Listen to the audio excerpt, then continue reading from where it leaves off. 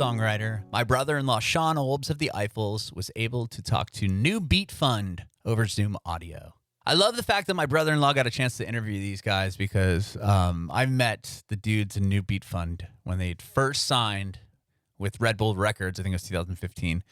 They made this delicious guacamole, this beautiful platter of guacamole. And so I told my brother-in-law about it. I said, you need to talk to them about guacamole. And he's like, okay. So you'll hear about guacamole in this interview. You'll also hear about where the guys grew up and how they got into music. They talk about forming New Beat Fund and signing that first record deal. And they also talk about their plans to release a new record next year. And do us a favor, check out our YouTube channel and Facebook page at Bringing It Backwards. And it would be awesome if you follow us on Instagram and Twitter at Bringing Back Pod. We'd appreciate your support if you follow and subscribe to our podcast, wherever you listen to podcasts. We're Bringing It Backwards with New Beat Fund. All right, so we got Jeff and Paul La Liberté from New Beat Fund. How's it going, guys? Hey, what's up, Sean? It's good, man. Just popped into our studio at Sound City for a little chat with you. Yeah, over in Sound City, Van Nuys, California. I'm hanging out in Los Angeles as well, so we're not too far. So it's nice. You guys aren't too far. Hopefully, once this we deal with all this stuff that's going on, maybe we can meet in person sometime and do the next interview in person. But great. That'd be awesome. You guys have been up to some cool stuff the past few years, and I know you guys have a new record that's coming out. So we'll talk about that. But before we get there, why don't you just take us back to where it all began and let us know how you guys got into music? Yeah, so Paul and I are brothers, obviously. So from a young age, kind of, natural inclination. If one person gets a bass guitar, the other's got to get a guitar, which is how Paul and I started jamming. And I think pretty instantly we were like, all right, let's jam a little. Started learning the classics like Green Day and Blink songs to get us started off. And then it just sort of formed into us, meeting some other people and making songs together. And then all the way up till, now we're here, a couple record deals later and still making music, man.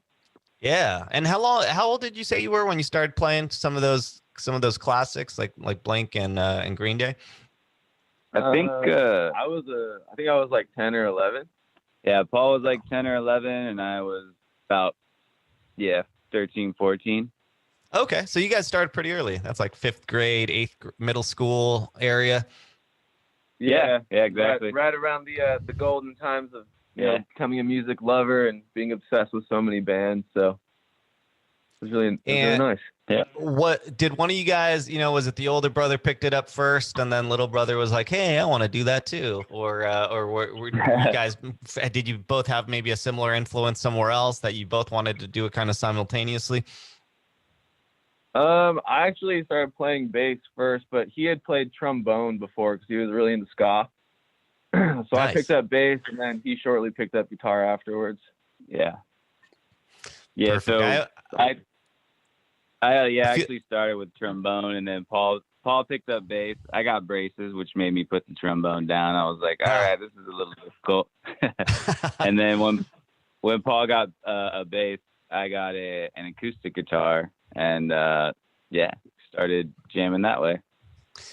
That's funny. I've never, maybe I've heard of it and I forgot, but I haven't considered the effects that braces, which a lot of kids have, and it's happening around the same time you'd be picking up a wind instrument. So so does it make it particularly hard or painful?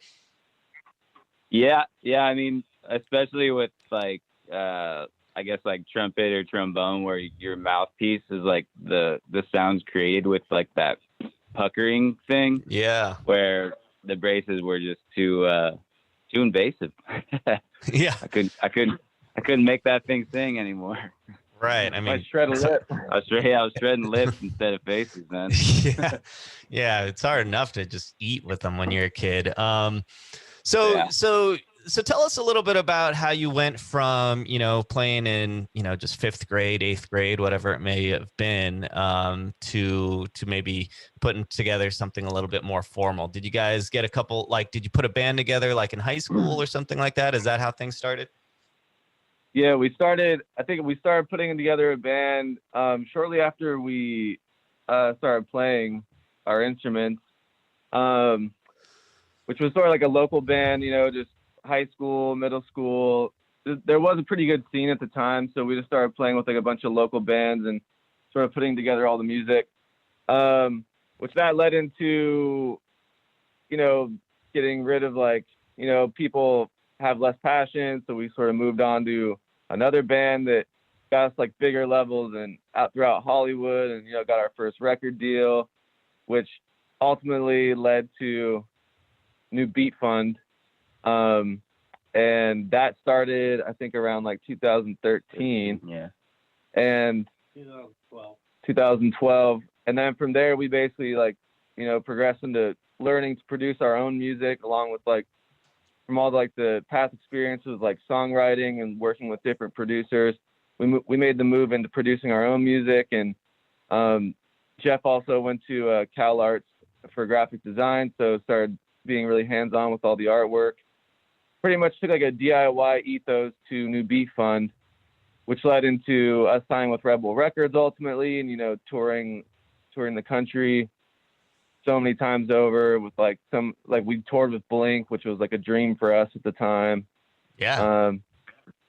So yeah, we've hit a lot of benchmarks along the way, and we're still continuing to express the love of music, Yeah, for sure. So before Red Bull, which, that's huge to get signed with Red Bull Records, did you say you got signed by a different label? Before Red well, Bull. This is Shelby, by the way. You were with Paul and Jeff, and Shelby just popped in. So Hey, Shelby, what's up? How's it going? Sorry, I was a little behind the guys, but good to be talking with you. Yeah. Yeah, so I was just. It sounded like you got signed to a label prior to Red Bull, and that was through. Was that through just kind of playing around Hollywood and some of these more well-known venues? Did someone see you, and did you catch the right person's attention? How did that initial signing happen? Yeah, we had a band prior to New Beat Fund, and we were a band for a while, and it was a 5-piece. And we played Hollywood a lot.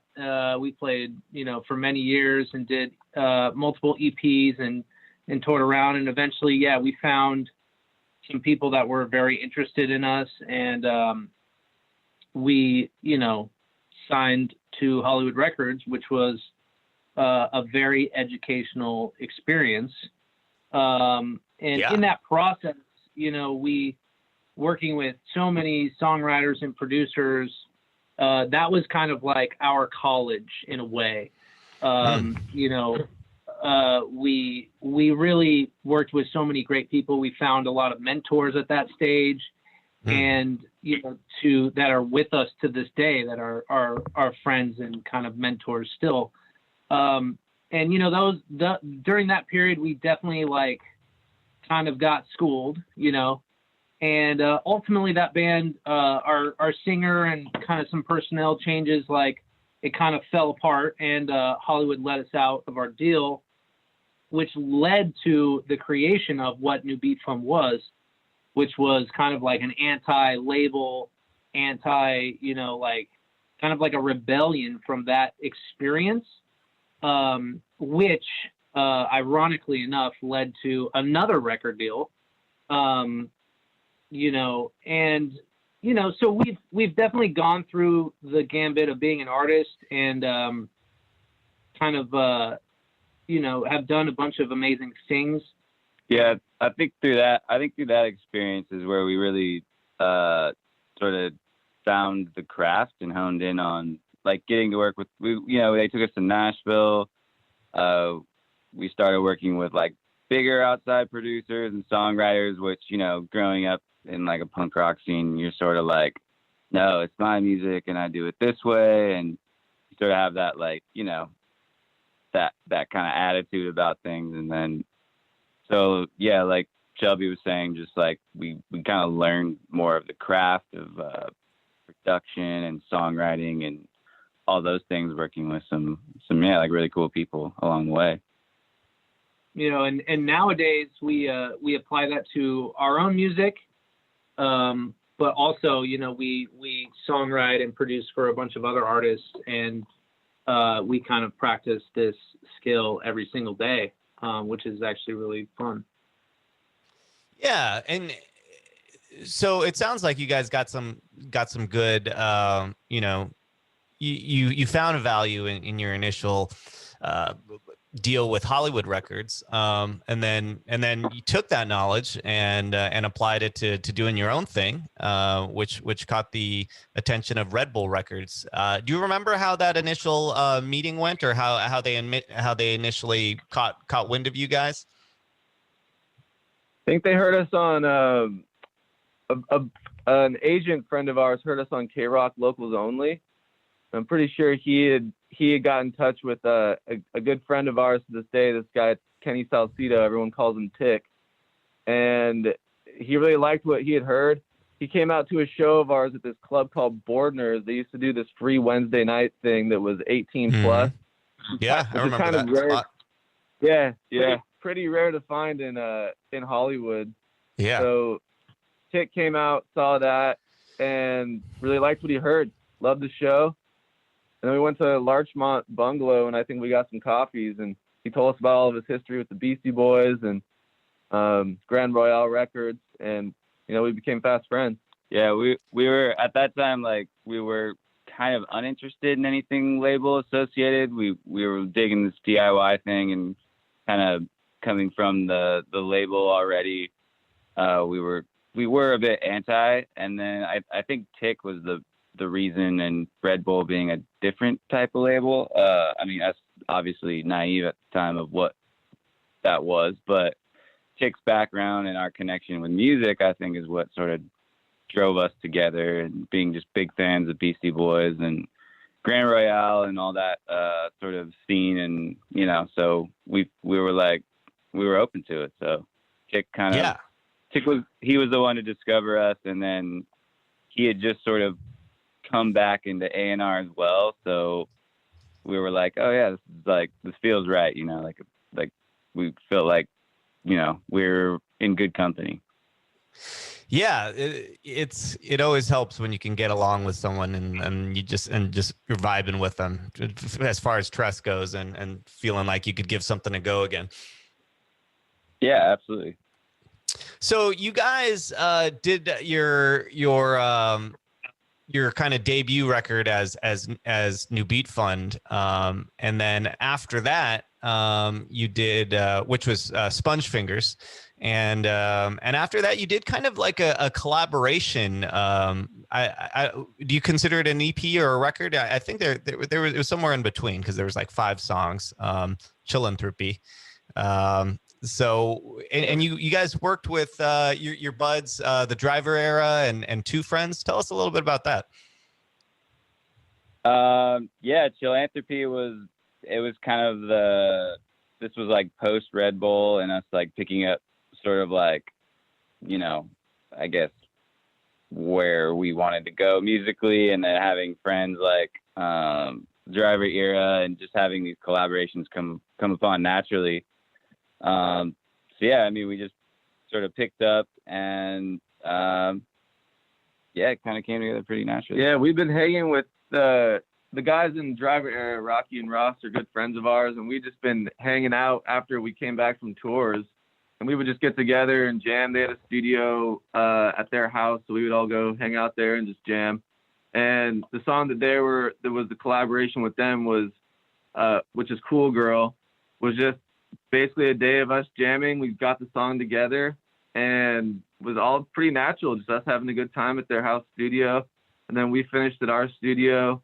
And then the Two Friends one, they just reached out to us and had heard our song No Type.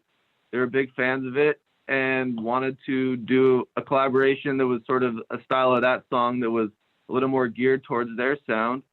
And we actually did that song before we had even started Chillanthropy.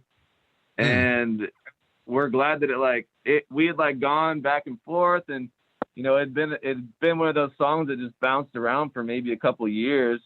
And I think they just finally found the right home for it. And yeah, it finally came out, which we were excited for. The reaction to the song was great, and we couldn't really be happier, honestly. Yeah. It's funny, like when you make songs and you collaborate and you know, and that's what you do, you find that like stuff you've done a while back sort of reemerges, or, you know, like a lot of times, you know, you'll like dig up an old song, or, you know, like timing's always like a thing, and, you know, it's like, oh, we did this 2 years ago, but yeah, now's the time it comes out. It's perfect. So yeah, it's kind of crazy like that. Yeah, and speaking of timing, 2020, you guys have dropped a couple new singles, and now are these singles going to be part of the record that you guys are dropping around spring of next year?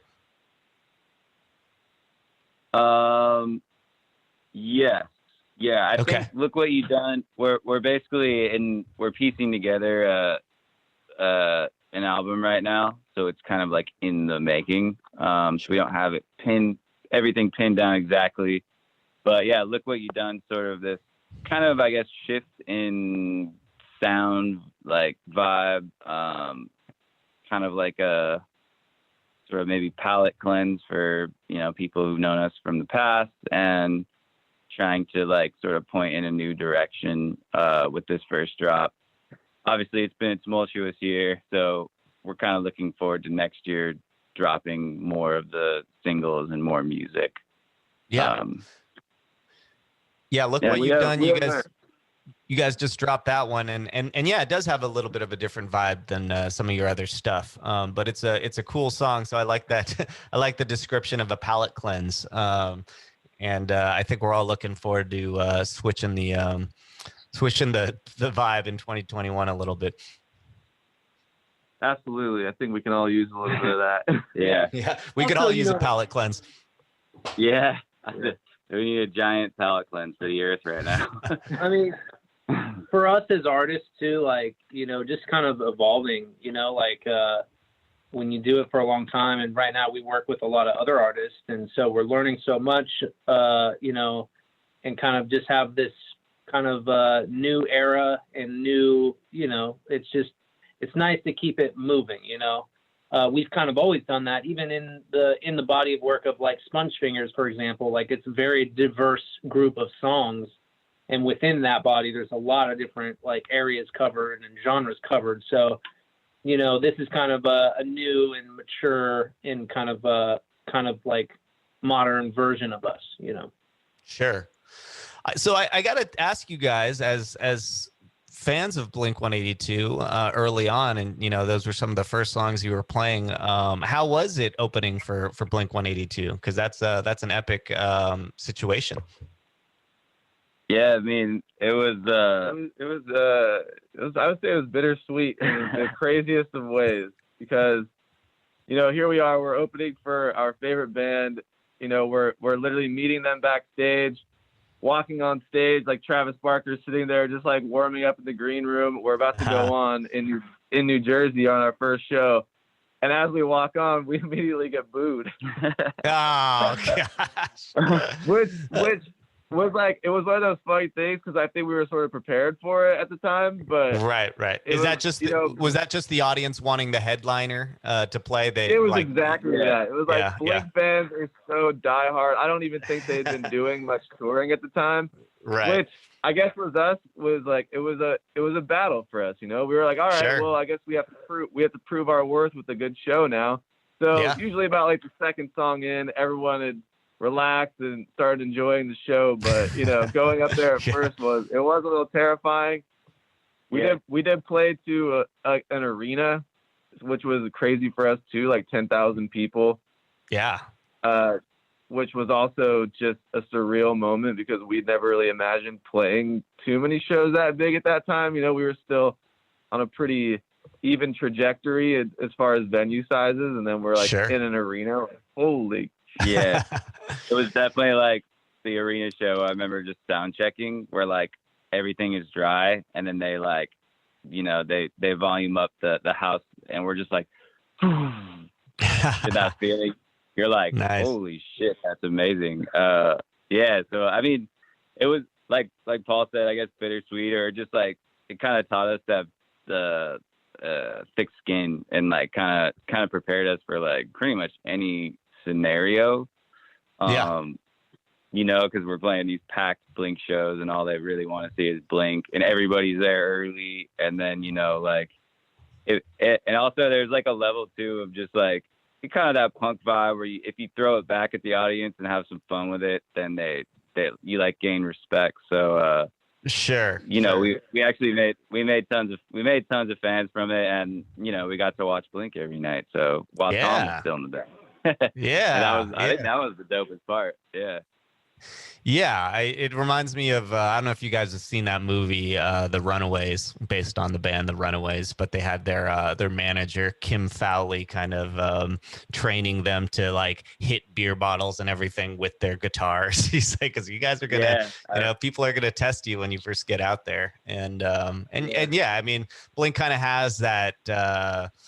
You know, that attitude where you kind of the punky, snotty teenage thing going on, you know what I mean? So the booing is kind of just comes with the territory, I guess, if you're not who they're there to see. Yeah. It's kind of like Prince opening up for the Stones. That happened to him too. Wow. Yeah, I think I heard something about that. You're jogging my memory, which is, you know, just ridiculous when you hear about it. But yeah, that's the power of the variance of the audience that you're playing to, you know. Yeah, exactly. So you guys also played with Awolnation, another huge act. Was some similar vibes there, or was that a different experience altogether? I think AWOL, first and foremost, we got to become closer friends with Aaron. I think he was just a little more accessible, hanging out backstage. He offered us a lot of great advice actually along the way too, because I think this was Sale had already been out, and he had been putting out music afterwards, you know, and obviously he had seen such huge success with Sale. So he was talking to us about just like, oh, just continue writing. Like, man, there's always another great song after that. And I think it was really inspirational in that way that he sort of took us under his wing and you know, offered up some really valuable advice and guidance. As far as the shows, I think the audience was also much more receptive.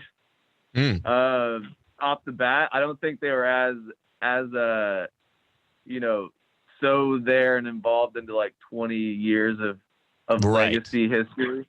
Exactly. Where I think his audience was definitely much more interested in also hearing newer artists and newer music. So we had a great time with those shows. And I have to ask you guys, that's awesome, and that's what I was imagining. I feel like you'd get more of a general crowd at an Awolnation show rather than maybe the, like you said, 2 decades worth of a fandom that Blink brings to the table. I wanted to make sure to ask you, Adam Lisicki, the other host of Bringing It Backwards. I guess he said you guys he asked me to ask you guys about Guacamole.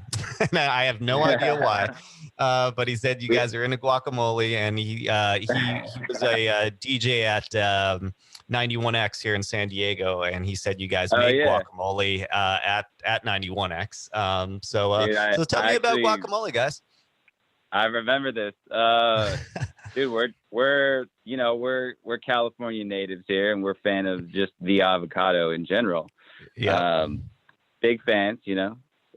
And obviously we love guac. And for a while we were doing, like, I guess during our show we would for like a couple of our headliners, we did like champagne guacamole breaks where we'd have like our friends bring up some chips and champagne. So we started doing fresh guac, like when we would go into radio stations, because, you know, those environments can be, you know, when you're playing a few acoustic songs, they can be somewhat stale or have a, you know, this sort of shield that you want to break down. So we'd come in with some guac makings, and make them our finest batch, and Nice. really get to know some people. So That's cool. Yeah, it was cool.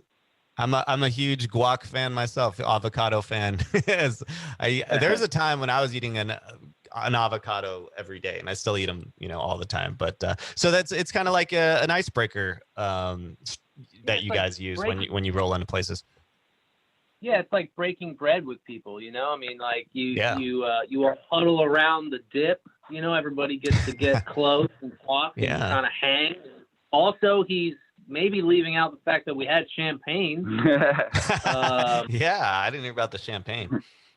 Which, I think at the time was probably the standard Andre's extra dry. I think that's a compliment to our guac, though, if it shines the champagne. Oh, yeah. Yeah. That's a genius idea. I mean, like you said, in broader terms, it's breaking bread. You're eating some food, got the champagne there, got just a little bit of alcohol, a little bit of sugar, get the energy up, loosen everybody up. I mean, I think we're fans of doing things with style. Everything you do with a little bit of flair, a little bit of something to remember us by. So I think that was I guess. Funny enough, became our trademark. Yeah. Well, he remembered it, so obviously it left an impression. Yeah, amazing. Also, when you're here's the real of it. When you're doing a radio campaign, and you're on a label, there's a marketing budget and there's a radio budget, and so we love guacamole and champagnes, and so obviously that's built into the whole thing. So every single day that we're in a radio station, of course we want to eat guacamole. Dude, our skin was looking fantastic at the time. Yeah. So a couple nuggets of wisdom there. Work the hors d'oeuvres into your radio campaign budgets, and find something that can leave an impression and break the ice with those radio stations. So it's been a pleasure talking to you guys. If you haven't heard New Beat Fun yet, check out the new singles. Look What You've Done and No Drama dropped this year, and check out their back catalog at least a little bit. Chillanthropy and Sponge Fingers. But we like to end the interview by asking, and you guys are all here, so you guys can each answer individually or collectively. But if you had one piece of advice to offer aspiring artists, what would it be?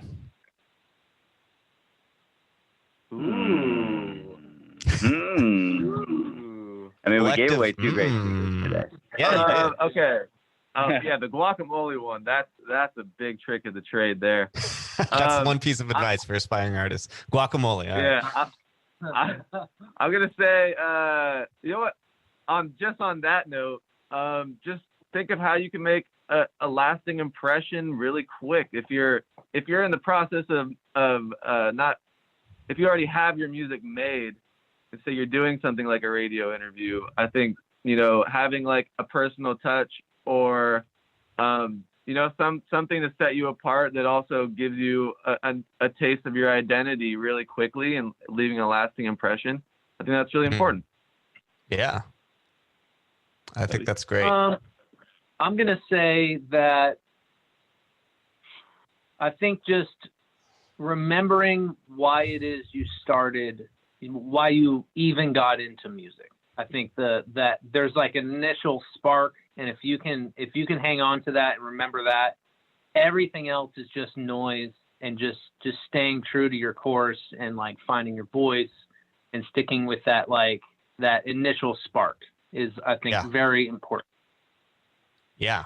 Totally. And I would say something that, I guess, advice to ourselves that we always try to remind ourselves is have a good time, man.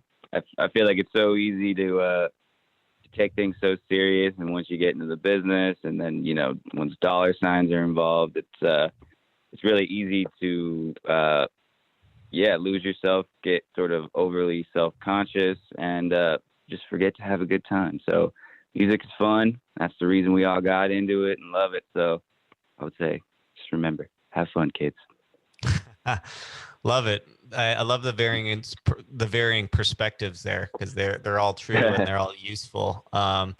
But yeah, some real functional advice there too. We get a lot of advice that's great advice, but it's kind of the more metaphorical advice, which kind of the last two pieces of advice leaned that way, but still functional, of course, because the mindset is so important. But the leaving an impression, I think, is I love that you guys do that, regardless of if it's purely for selfish purposes or not, because you like guacamole or whatever it may be. But yeah, I love that piece of advice, and of course the mindset, as you guys mentioned, staying true to kind of your North Star of what that initial spark was, and yeah, have fun. Otherwise, what the hell are you doing music for? You could be making a lot more money not having fun somewhere else, right?